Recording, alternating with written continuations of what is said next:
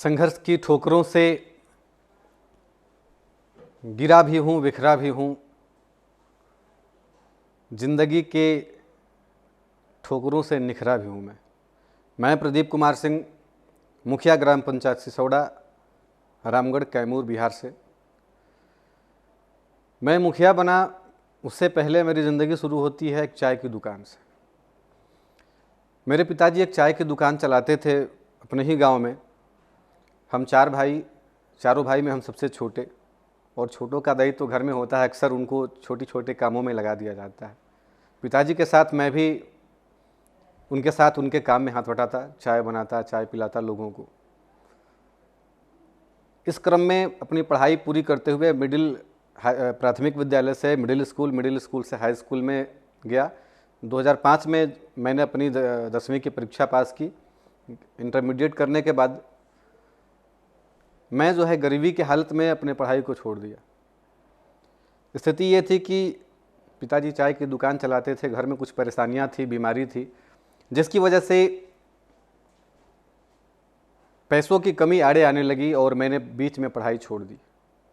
उस दौरान जब मैं 10वीं में था तो जब पैसे की कमी आड़े आई तो मैंने पढ़ाना शुरू किया, कोचिंग कराना शुरू किया बच्चों को, छोटे छोटे बच्चों को ट्यूशन पढ़ाना शुरू किया। और जब ट्यूशन पढ़ाया तो उससे कुछ आय का स्रोत बना, कुछ पैसे आए, और जिन पैसों से पढ़ के मैंने अपनी इंटरमीडिएट की पढ़ाई पूरी की। क्योंकि उस समय इंटरमीडिएट में जो साइंस की पढ़ाई करनी होती थी 7,000 रुपये लगता था, लेकिन हमारे पास पैसे नहीं थे और इस मजबूरी ने मुझे पढ़ाने को मजबूर किया। जब मैंने ट्यूशन पढ़ाना शुरू किया तो कुछ पैसा है, उन पैसों से मैंने अपने ट्यूशन का फीस भरा। फिर आगे मैं बढ़ा, आगे की पढ़ाई पूरी की मैंने।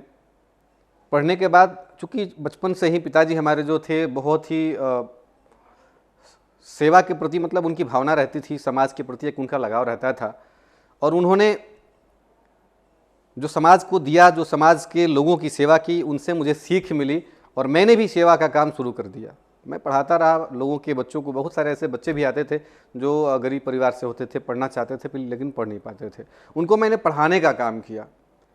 तो जब छोटे बच्चे, मैं जब खुद से संघर्ष कर रहा था, जब छोटे बच्चे मेरे यहाँ पढ़ने आते तो मैं उनको सिखाया करता था कि बाबू, मुश्किलें दिल के इरादे को आजमाती है, स्वप्न के पर्दे निगाहों से हटाती है, हौसला मत हार गिरकर वो मुसाफिर, ठोकरें इंसान को चलना सिखाती है। मैंने खुद ठोकरों से जो गुजरा तो मुझे एहसास हुआ कि कैसे हमको चलना है, और वही चीज़ें मैं अपने आने वाले विद्यार्थियों को सिखाया करता था। तो यहाँ जब पढ़ाई पूरी कर ली, समाज सेवा की भावना थी, लोगों को जानकारी होने के बाद मैं योजनाओं के बारे में बताया करता था कि कैसे कौन सी योजनाएं चल रही है सरकार की, कौन सी योजनाएं नहीं चल रही है, किससे आपको बेनिफिट मिलेगा, चाहे वो पेंशन हो, राशन हो, किरासन हो, तमाम तरह की योजनाओं को मैं उनको बताया करता था। चूँकि मेरा ऐसा कोई मन नहीं था कि मैं चुनाव लड़ूंगा चाहे किसी पद का, लेकिन ये सेवा की जो भाव थी, मैंने 2016 में सबसे पहले कंबल वितरण करने का कार्यक्रम किया। एक बड़ा कार्यक्रम, मन में भाव आया कि जो ठंड का समय आता है, गरीब परिवार के लोग हैं, जो विधवा हैं, जो दिव्यांगजन हैं, उनको कौन सहारा है, कड़कड़ाती ठंड में उन्हें कौन गर्मी का एहसास देगा। तो मुझे लगा कि मुझे कुछ करना चाहिए। मैंने अपने जो ट्यूशन फीस मुझे मिलता था, उस फीस का कुछ हिस्सा मैं हर साल कंट्रीब्यूट करने लगा उनको कंबल वितरण करने में। वैसे गरीब लोग, विधवा, दिव्यांगजन थे, जो बेसहारा थे, उनको मैंने ये कंबल वितरण का कार्यक्रम शुरू किया। इससे मुझे लोगों की दुआएं भी मिलने लगी, तो एक बड़ा बेनिफिट हमको मिला। लोगों का हमारे प्रति एक प्रेम स्नेह उमड़ने लगा, और जब प्रेम स्नेह मिलता है तो आदमी उत्साह में हो जाता है, और वो उत्साह मुझे काफ़ी दूर तक ले गया। इसके बाद मैंने साफ़ सफाई, स्वच्छता का संदेश दिया। हमारे छात्र होते थे उनको ले करके गांव के, मोहल्ले की, स्कूल की सफाई भी हम किया करते थे सब बच्चों के साथ मिल करके। तो ऐसा करते करते अचानक 2016 का चुनाव आने वाला था। 2015 में हमारे कुछ साथी थे जो हमें देखते थे ऐसा करते हुए, क्योंकि उससे पहले मैंने पढ़ाते वक्त चिल्ड्रेन डे, बाल दिवस होता था, उसमें कार्यक्रम मैं कराता था, और कार्यक्रम कराते वक्त बच्चों को बोलना सिखाना, सामाजिकता पे, जैसे दहेज प्रथा, कन्या भ्रूण हत्या, इन तमाम विषयों पे हम उनको एक ड्रामा के रूप में, एक नौटंकी के रूप में दिखाते, ताकि एक समाज को आईने के रूप में हम दिखा सके कि क्या सही है, क्या गलत है, कैसे समाज में जो कुरीतियाँ हैं फैल रही हैं। तो एक सोशल वर्क करने का एक भावना जगा, जिससे जो है कुछ हमारे साथियों ने देखा, कहा कि भैया आप तो समाज सेवा कर ही रहे हो, आप तो भाई चुनाव लड़ सकते हो, आप मैदान में आ जाइए और निश्चित हम लोग आपका साथ देंगे और आप चुनाव जीतोगे। क्योंकि जो हमारे यहाँ के मुखिया जी थे, करीब 15 साल लगातार मुखिया थे। अब उनके साथ एक छोटे से बच्चे का जिसकी उम्र मात्र 25 साल है, वो अगर चुनाव लड़ रहा है तो समझिए कि क्या स्थिति रही होगी। एक जमा जमाया खिलाड़ी जो पंचायत को अच्छे से जानता हो, लोगों से एक एक व्यक्ति से रूबरू हो, लेकिन मेरे हौसले रुके नहीं। क्योंकि एक लाइन कही गई है कि यूं ही नहीं मिलती मंजिल किसी को। यह जो पंक्ति है बहुत ही महत्वपूर्ण है।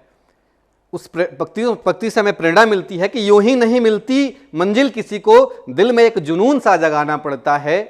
और पूछा चिड़िया से कि कैसे बनाया आशियाना, पूछा चिड़िया से कि कैसे बनाया आशियाना, बोली चिड़िया भरनी पड़ती है उड़ान और तिनका तिनका उठाना पड़ता है, और तिनका तिनका उठाना पड़ता है। तो ये जो उस समय मैंने किया था, उसका एक परिणाम मिला कि लोगों ने कहा कि नहीं भैया आप लड़ो, देखा जाएगा, हम लोग साथ हैं खड़े, आप निश्चित चुनाव जीतोगे। और मैं चुनाव 2016 में मुखिया का ग्राम पंचायत सिसोड़ा से लड़ा। परिणाम ये हुआ कि मैं 86 वोटों से पहला चुनाव में हार गया। लेकिन पहली बार जो है नौजवान जो है जब दूसरे पोजीशन पर आया, अभी ऐसा नहीं हुआ था, वैसे लोग जो मजे मजाए होते थे वही फर्स्ट आते, सेकंड आते, थर्ड आते, लेकिन ऐसा जो पहली बार लड़ता वो ऐसा पोजीशन पर नहीं आता। तो जब मैं दूसरे पोजीशन पर आया तो मुझे लगा कि यार मैं इसका मतलब कुछ ठीक ठाक समाज में सेवा दे रहा हूँ, इस सेवा को मुझे और बढ़ाना चाहिए। क्योंकि मैं 86 वोटों से चुनाव हारा हूँ, बहुत ही कम का अंतर है, मतलब कहीं ना कहीं थोड़ी बहुत हमने गलतियाँ की हैं, कमियाँ की हैं, या फिर मैं उनके बीच नहीं रहा हूँ। मुझे लगा कि और उनके बीच समय देना चाहिए। मैंने कंबल वितरण का कार्य तो हर साल करता था, 2016 से शुरू किया था और लगातार वो चलता रहा, करीब अब तक चल ही रहा है, लगातार चल रहा है। एक साल बीच में रुका था जब मेरे पिताजी डेथ किए थे 15 अगस्त 2017 को, तो थोड़ा दुखित था मैं। तो मैंने जो है क्या किया कि उस साल मैंने वितरण नहीं किया, मन दुखित व्यथित था। इसलिए मैंने नहीं किया क्योंकि पहली बार जब मैंने सर कंबल वितरण किया था तो मेरे पिताजी के हाथों से ही पहला कंबल दिया गया था। तो मन में व्यथा थी जिसकी वजह से उस साल रुका, लेकिन ये लगातार आज भी चल रहा है मुखिया बनने के बाद भी। फिर मैं 2021 का चुनाव लड़ा और 2021 के चुनाव में मैं चुनाव जीत के आया। मैं 1464 वोट पाया और लगभग 325 वोटों से मैं चुनाव जीता था, 325 वोटों से चुनाव जीता था। और पंचायती राज में 325 वोट मायने रखता है अपने आप में। तो मुझे जो है काफ़ी लोगों का समर्थन, सपोर्ट मिला, प्यार दुलार मिला। जब मैं गाँव में जाता तो लोग कहते ये बचवा हुआ जो कमलवा गरीब ठंडा में हमने के गरीब आदमी के कंबल देते रहे ना। मतलब मुझे इतना अच्छा लगा कि लोग ये याद रखे हुए कि ये बाबू मेरा सहयोग करता है। इसलिए मैं आप सभी लोगों से भी कहना चाहूँगा कि आप भी लोगों की मदद करिए, लोगों का सहयोग करिए, पीछे नहीं हटिए। यह आपको हो सकता है प्रत्यक्ष रूप से आपको उसका रिजल्ट न मिले, लेकिन अप्रत्यक्ष रूप से उनकी दुआएं, उनके आशीर्वाद मिलते रहेंगे। और मुझे उसका परिणाम मिला। अपने माँ बाप को भी आप कभी मत भूलिए, क्योंकि मैंने जो है मेरे पिताजी की जब तबीयत खराब थी, 2017 में डेथ हुआ, उससे 3 साल लगातार पहले वो हार्ट की बीमारी से मतलब ग्रसित थे। मैं उनको, चूँकि 4 भाई में सबसे छोटा था, 3 भाई बाहर रहते थे, तो मेरे ऊपर जिम्मेदारी थी कि उनको लेकर अस्पताल जाना, यहाँ आना। तो मैं बनारस BHU में लेके जाता, वहाँ पे कंधों पे टांग के उनको ले जाता, चूँकि चल नहीं पाते थे। तो इस रूम से उस रूम नंबर में यहाँ पे लेके जाता और उनका इलाज कराता, माँ बाप की सेवा करता। और उसका परिणाम मुझे निश्चित तौर पर समाज की सेवा और अपने माता पिता की सेवा का परिणाम मुझे कम उम्र में ही एक मुखिया बनने का सौभाग्य प्राप्त हुआ। तो बहुत ही सुखद एहसास रहा। उसके बाद मैंने ये कदम वही नहीं रोका, कंबल वितरण हो या पर्व त्यौहार पे गांव गलियों की साफ सफाई हो या फिर बच्चों की शिक्षा पे, लगातार मैं युवा साथियों को खेल सामग्री वितरित करना, उनको खेलने के लिए टी-शर्ट, बॉल, गेंद, सारा चीज़ व्यवस्था करना। इतना ही नहीं, सितंबर 2022 से मैंने एक प्रतियोगिता शुरू की। चूँकि पूरे भारत में चाहे मुखिया हो, BDC हो, जिला परिषद हो, विधायक हो, सांसद हो, किसी भी व्यक्ति का चुनाव वोटों से होता है, न कि परीक्षा लेकर के। क्योंकि सवाल उठते रहते हैं कि एक IAS IPS जो एक मंत्री की सेवा में लगा रहता है, वो पढ़ लिख के आता है और एक अंगूठा छाप मंत्री की जो है चौकीदारी करता है, उनकी देखभाल करता है, उनके आदेशों का पालन करता है। तो मुझे लगा कि एक ऐसी परीक्षा होनी चाहिए जिससे मुखिया चुन के आए, जिससे विधायक चुन के आए, जिससे सांसद चुन के आए। तो मैंने अपने पंचायत में मुखिया प्रतिभा खोज परीक्षा कराने का काम किया और ये प्रतियोगिता प्रत्येक रविवार को होता रहता है। तो इस प्रतियोगिता से फ़ायदा ये मिला कि बच्चों के मन में पहले तो उत्साह जाएगा कि मुझे परीक्षा देकर पास करना है, मुझे मेडल जीतना है। और जब वो प्रथम आते तो बालक वर्ग से एक लड़का और बालिका वर्ग से एक लड़की को हम 3-3 दिन का औपचारिक या व्यवहारिक रूप से कह लीजिए उनको मुखिया बनने का अवसर प्रदान करता है। भाई आप मान के चलो कि आज मैं मुखिया हूँ 3 दिन का, तो मैं सोचूंगा कि अपने पंचायत का विकास कैसे करूँ, और इसका रिजल्ट भी मुझे मिला। जैसे कि एक लड़की जब पहली बार मुखिया बनी तो उसने कहा कि सर मुखिया जी जो है हमारे पंचायत में लड़कियों के लिए एक जिम बनना चाहिए। तो मैंने इस साल जो है योजना में ले लिया है, आज दिसंबर तक जो है हम लोग का ये योजना धरातल पर उतर जाएगा। एक लड़की ने कहा सर जो सड़कों पे गंदगी होती है, जो महिलाएं या पुरुष जो भी सड़क किनारे गंदगी करते हैं उस पर भी काम होना चाहिए। वास्तव में ODF प्लस का जो काम हुआ है इस पर जो है आज भी गंदगी गांव की सड़कों पर दिखती है। तो मैंने क्या किया कि उन बच्चों को लेकर के जिन्होंने कहा था उनके साथ लेकर के इन सड़कों की सफाई, साफ सफाई भी करवाई, फोर्सिंग मशीन के द्वारा जागरूकता अभियान भी चलाया, जिसका रिजल्ट मिला कि वो सड़कें साफ नज़र आती हैं। अब लोगों को ये मानसिकता अपने दिल में बैठा लेनी होगी कि यदि हम खुले में शौच करते हैं तो इससे तमाम तरह की बीमारियां फैलती हैं, और इसको जो है बैठा करके पूरे बिहार नहीं पूरे देश को स्वच्छ सुंदर बना देना है, मेरा यही कहना रहेगा। तो इस तरीके से मैंने प्रतिभा खोज परीक्षा कराकर 3-3 दिन का बच्चों को मौका दिया और इससे पूरे बिहार में ही मैसेज गया। मैंने देखा रोहतास के एक मुखिया जी ने भी प्रतियोगिता कराई, दूसरे पंचायतों के मुखिया भी प्रतियोगिता कराने लगे, मुखिया बनाने लगे और उनसे पूछने लगे कि बाबू बताओ पंचायत के विकास में तुम्हारी क्या भागीदारी होगी। तो वैसे ही जैसे मैंने कहा कि एक बच्ची ने कहा कि हमको लड़कियों के लिए जिम चाहिए, किसी ने कहा स्वच्छता की ज़रूरत है, किसी ने कहा सर खेल मैदान की ज़रूरत है। तो ये विचार जब आने लगे तो मुझे लगा कि मैं अधिक से अधिक मुखिया पैदा कर रहा हूं और इनके अधिक से अधिक विचार मेरे सामने आ रहे हैं, तो एक न एक दिन हमारा पंचायत बिहार में नंबर 1 जरूर बनेगा।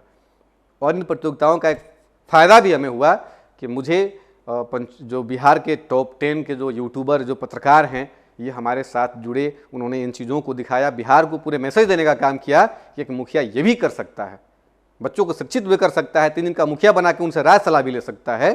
और इसमें एक खास मैसेज गया कि एक पढ़ लिख करके जो मुखिया होना चाहिए, जो बनता है, वो गांव समाज का निश्चित तौर पर विकास करेगा। जो गांवों की विकास की कल्पना गांधी जी ने की थी, ग्राम स्वराज की जो कल्पना जो गांधी जी ने की थी, उसके सपनों को हम लोग साकार कर सकते हैं। तो ये मेरे संघर्षों की कहानी है और मुझे लगता है कि ये कहानी यहीं रुकनी नहीं चाहिए। मैं चाहता हूं कि पूरा बिहार, पूरा देश बदले। आज जो बिहार के स्कूलों पर जो है दाग धब्बा लगा हुआ है कि वहां पढ़ाई नहीं होती है, वहां भवन नहीं है, वहां शौचालय नहीं है, वहां व्यवस्था नहीं है। मैं कहना चाहूंगा लोगों से, सरकार जो कर रही है उसे करने दीजिए, लेकिन आप अपनी भूमिका निभाइए।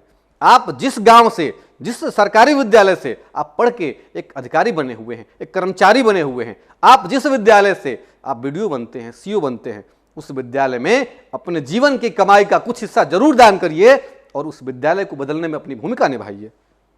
तमाम जगहों पे आप दान करते हैं, चाहे वो मंदिर हो, मस्जिद हो, गुरुद्वारा हो, अम्बेडकर जयंती हो, दुर्गा पूजा हो, सरस्वती पूजा हो, तमाम क्षेत्रों में आप दान करते हैं। आप यहां तक कि गरीब लोगों की मदद भी करते हैं। तो एक सहयोग और अपने जीवन में जोड़ लीजिए कि मैं जिस विद्यालय में पढ़ा हूं, अपने 1 महीने का वेतन हो, 2 महीने का वेतन हो या उसका कुछ हिस्सा हो, मैं अपने विद्यालय के दान करूंगा जिस विद्यालय में पढ़ा हूं। अब सोच लीजिए पूरे देश में, पूरे बिहार से कितने IAS ऑफिसर निकल के आते हैं जो किसी न किसी विद्यालय से पढ़ के निकलते हैं, सरकारी विद्यालय से पढ़ के निकलते हैं। बहुत सारे BDO बने, बहुत सारे CO बने। तो क्या हम इससे कदम को आगे बढ़ा करके पूरे बिहार के विद्यालय को बदलने में सक्षम हो पाएंगे? मेरा एक मैसेज है, अगर आप लोग को अच्छा लगे तो निश्चित तौर पर इस काम को करने का प्रयास करिएगा, क्योंकि विद्यालय ही ऐसी जगह है जहां से एक DM पैदा होता है, एक SP पैदा होता है, एक दरोगा पैदा होता है, एक अधिकारी पैदा होता है और एक साइंटिस्ट पैदा होता है, एक टीचर भी पैदा होता है तो कहीं ना कहीं पढ़ के ही निकलता है। तो आप सोच लीजिए कि हम कैसे विद्यालयों को बदल सकते हैं, और बदलते हैं तो मैं दावे के साथ कह सकता हूं कि जो आपकी आने वाली पीढ़ी है, जो आपका समाज है, वो आपका देश है, निश्चित तौर पर बदलेगा, इसमें कोई शक नहीं है।